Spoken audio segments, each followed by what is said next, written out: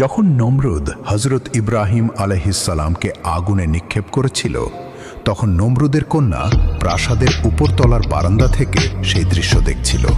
সে দেখল হজরত ইব্রাহিম আলাইহিসসালাম আগুনের মাঝখানে এক রাজকীয় সিংহাসনে মহা সম্মান ও জাঁকজমকের সাথে বসে আছেন।